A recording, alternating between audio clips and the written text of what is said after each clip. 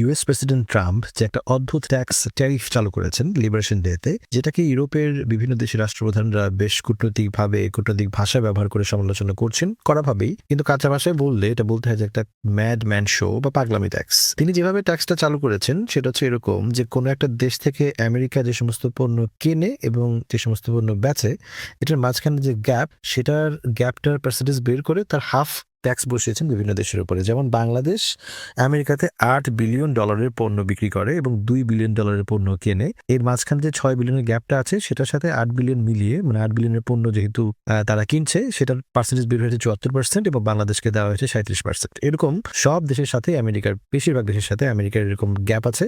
সেই গ্যাপ মিলিয়ে তারা ট্যাক্স বসিয়েছে।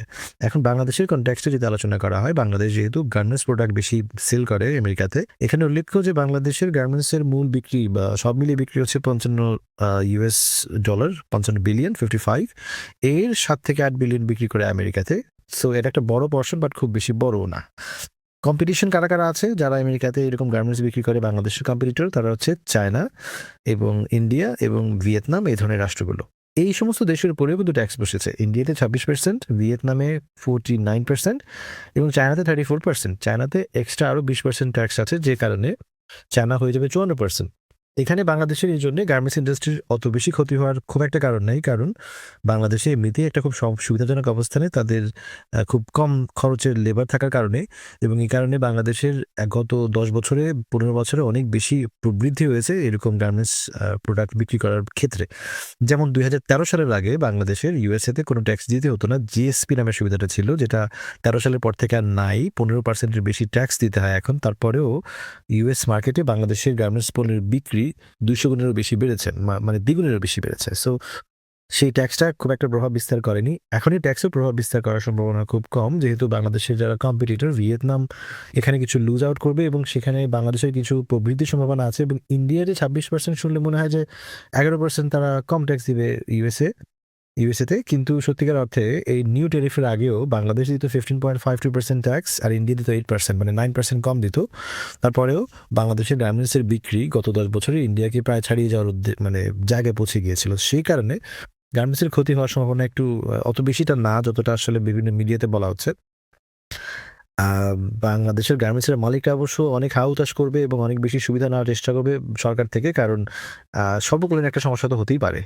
কিন্তু যে ভয়টা ছড়িয়ে যাচ্ছে যে বাংলাদেশের গার্মেন্টস ইন্ডাস্ট্রি হয়তো ধসে পড়বে, সেটা এই বিষয়টাতে হওয়ার সম্ভাবনা খুব কম।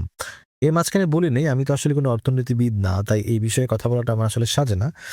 অর্থনীতিবিদরা সবচেয়ে ভালো বলতে পারবেন। কিন্তু আমি দেখছি যে বিভিন্ন টক শোতে এবং বিভিন্ন পত্রিকাতেও এমনকি এই বিষয়টা নিয়ে কিছু ভুল তথ্য দেওয়া হচ্ছে, এবং আমার ভিডিও করা মানে হচ্ছে যে আমার ভিডিও তো খুব বেশি মানুষ দেখে না। আমার যারা ফ্রেন্ড লিস্ট আছেন তারা হয়তো দেখবেন, তাদের হয়তো এতটা সময় নেই এই বিষয়ে গবেষণা করার বা এই বিষয়ে নজর নেওয়ার। তারা যাতে একটু জানতে পারেন সেই জন্য বলা, এবং আমিও কিউরিয়াস এই সমস্ত বিষয়ে।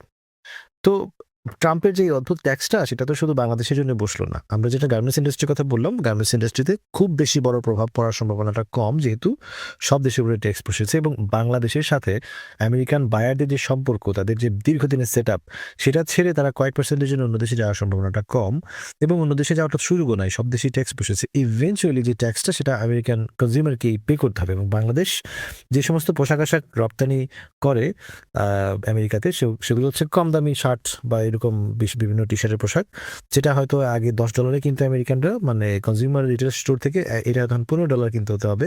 এবং ইভেনচুয়ালি এটা ট্রাম্পকে বাইট করবে। অবশ্যই কনজিউমাররা যারা এরকম কম দামি পোশাক কিনে, তারা হচ্ছে লোয়ার মিডল ক্লাস, এরাই ট্রাম্পের বেশিরভাগ সমর্থক, তারা হয়তো এখন এটা পছন্দ করবে না। তো ইভেনচুয়ালি আমার কাছে মনে হয় যে এই ট্যাক্স ট্যারিফের যে অদ্ভুত বিষয়টা, সেটা আসলে শেষ পর্যন্ত থাকবে না। কারণ বাংলাদেশ হয়তো ছোট দেশ, ভিয়েতনাম হয়তো ছোট দেশ, ইন্ডিয়া হয়তো আমেরিকার তুলনায় খুব ছোট ইকোনমি, কিন্তু সত্যিকার অর্থে আমেরিকার যারা biggest partner, for example European union, তারা তো খুব হার্শলি রিয়াকশন দেবে, এবং অলরেডি তারা বলছে যে তারাও হয়তো ট্যাক্স বসাবে, এই ধরনের একটা ওয়ারে চলে যাবে, মানে ট্যাক্স ওয়ার।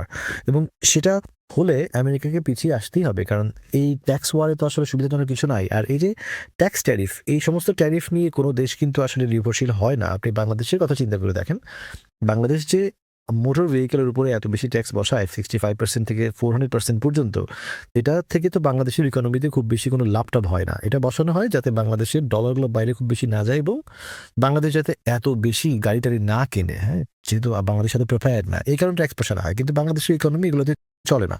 ইকোনমি চলে অন্য অন্য অন্য বিষয়ে। তো আমেরিকার এই যে ওয়াইল্ড একটা ড্রাস্টিক একটা স্টেপ, যেটা গত হয়তো 100 বছর নেওয়া হয়নি, এটা পৃথিবীকে রিসেশনের দ্বারপ্রান্তে নিয়ে যেতে পারে। এবং এই কারণেই এই ট্যাক্সের বিষয়টা আসলে খুব বেশি দূর যাওয়ার সম্ভাবনা কম। ইউরোপ যখন হুঙ্কার ছাড়বে, ইউরোপ একটা বিগেস্ট সিঙ্গেল মার্কেট, ইউরোপের সাথে আমেরিকার বাণিজ্য ঘাটতি হয়তো আছে, কিন্তু তার মানে এই না যে ইউরোপ যদি আমেরিকার বিভিন্ন পণ্যের ট্যাক্স বসায় সেক্ষেত্রে আমেরিকা নীল ডাউন করতে হতেই পারে। আমেরিকা অনেকেই বলছে যে এটা করছে তারা নেগোসিয়েশন করার স্বার্থে এবং পলিটিক্যাল কিছু গেইন তাদের হয়তো থাকবে, কিন্তু শেষ পর্যন্ত এই ট্যাক্সটা থাকবে বলে আমার মনে হয় না। একটা জিনিস থাকতে পারে, সেটা হচ্ছে 10% যে বেস ট্যাক্স বসিয়েছে এরা প্রত্যেক পণ্যের প্রত্যেক দেশের জন্য, সেই বেস 10% ট্যাক্সটা হয়তো শেষ পর্যন্ত থেকে যাবে এবং কান্ট্রি টু কান্ট্রি নেগোসিয়েশন করলে হয়তো কিছু কিছু পণ্যে তারা কিছু ট্যাক্স বসানোর চেষ্টা করতে পারে। যেমন মোটর ভেহিকেলে যে ট্যাক্সটা বসেছে 20% বা 25%, আই এম নট শিওর, 20 বা 25 হবে, সেটা হয়তো থেকে যাবে। অর্থাৎ আমেরিকাতে যে সমস্ত বিদেশি গাড়ি ঢুকবে তাদেরকে 20-25% ট্যাক্স দিতে হবে, কিন্তু আমেরিকান যারা গাড়ি বানাচ্ছে তাদের সেই ট্যাক্সটা দিতে হবে না। সে কারণে তারা অনেক বেশি ফেসিলিটি পাবে এবং তাদের বিক্রি বাড়বে। এবং আমরা জানি ট্রাম্পের ঘনিষ্ঠ বন্ধু ইলন মাস্ক, এবং ইলন মাস্ক টেসলার মালিক এবং টেসলা আমেরিকান কোম্পানি, আমেরিকাতে গাড়ি বানায়। এরা এখন কঠিন প্রতিযোগিতার সম্মুখীন, বিকজ তারা যদিও পায়োনিয়ার ছিল ইলেকট্রনিক কারে, বাট এখন বিশ্বের সব কোম্পানি ইলেকট্রনিক কার বানায়। এছাড়াও আমেরিকার ঐতিহ্যবাহী জেনারেল মোটরস তারা হয়তো একটা সুবিধা পাবে। এবং ট্রাম্পের যে উদ্দেশ্য সেটা যে বলে সে যে আমেরিকাতে ইন্ডাস্ট্রিয়ালাইজেশন করবে আবারও, সেটা মোটর ভেহিকেলের ক্ষেত্রে সম্ভব, কারণ আমেরিকা এগুলোতে এক্সপার্ট এবং এখন অটোমেশন চলে এসছে। মোটর ভেহিকেল ফিট আউট করা আমেরিকাতে যদি যথেষ্ট সহজ, কিন্তু আপনি যদি গার্মেন্টসের বিষয় চিন্তা করেন, আমেরিকাতে গার্মেন্টস করা কোনোদিনই সম্ভব না। মানে শার্ট বানাবে আমেরিকাতে সম্ভব না, কারণ আপনি তো একজন গার্মেন্টস ওয়ার্কারকে $3,000 বেতন দিয়ে আপনি শার্ট বানিয়ে নিতে পারবেন না। সেক্ষেত্রে আপনার শার্ট কিনতে হবে $500 দিয়ে, তাই না? ঠিক তেমনি চায়না থেকে যে সমস্ত বিপুল পণ্য কিনে আনে, সেগুলো আসলে কনজিউমার পণ্যগুলো আমেরিকাতে ফ্যাক্টরি বসানো সম্ভব না, একদম 20 বছর পরিকল্পনাগুলো সম্ভব না। আর আমেরিকা হচ্ছে একটা ইকোনমি যারা ইনভেস্ট করে, ইনভেট করে, এদের পক্ষে আসলে ফ্যাক্টরি বসিয়ে পণ্য উৎপাদন করলে কোনো লাভজনক কিছু না, কারণ ওয়ার্ল্ড ইকোনমি এভাবেই চলছে, তাই না? উন্নত বিশ্ব যাদের হাতে পয়সা আছে, যাদের আপনার অ্যাভারেজ মানুষজন খুব বেশি ইনকাম করে, তাদের পক্ষে আর ফ্যাক্টরি ওয়ার্ক করে পণ্য যদি তৈরি করে, সেক্ষেত্রে কনজিউমার মার্কেট একদম হ্যাম্পার হয়ে যাবে। এটা কখনোই সম্ভব না। তাই এটা একটা ফাও ট্যাক্সিং সিস্টেম, যেটা আসলে শেষ পর্যন্ত টিকবে না। মাঝখান দিয়ে হয়তো 10% ট্যারিফ বসিয়ে রাখবে, কিছু রাজনৈতিক সুবিধা পাবে, কিছু হয়তো আমদানি বাড়াবে, এরকম কিছু একটা হতে পারে। বাংলাদেশেরও এই ক্ষেত্রে ছোটোখাটো নির্দেশন করার সুযোগ আছে, যদিও বাংলাদেশ খুব বেশি জিনিস আমেরিকা থেকে কেনে না, কেনার প্রয়োজনীয় নাই, কিন্তু তারপরে হয়তো কিছু করতে পারে।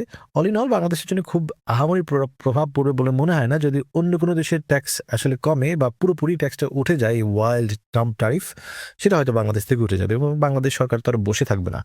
কিন্তু ওভারঅল এই পুরো ট্যাক্সটা থাকবে বলে মনে হয় না, কয়েক সপ্তাহের মধ্যে উঠে যেতে পারে।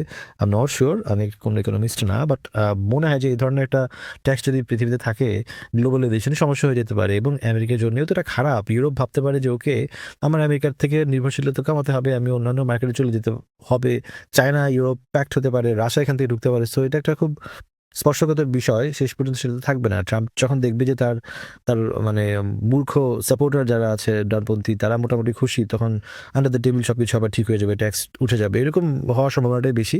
তো এই ট্যাক্স নিয়ে এত বেশি অস্থির হওয়ার আমাদের আসলে তেমন কিছু নাই। বাংলাদেশের হিস্ট্রিয়া যদি হয়ে যায়, এই ট্যাক্স হলো, রিসেশন চলে আসলো, গার্মেন্টস বন্ধ হয়ে গেলো, এরকম কিছুই হবে না। বরঞ্চ গার্মেন্টস মালিকেরা যথেষ্ট সুবিধা টুবিধা নিবে বলে মনে হয়।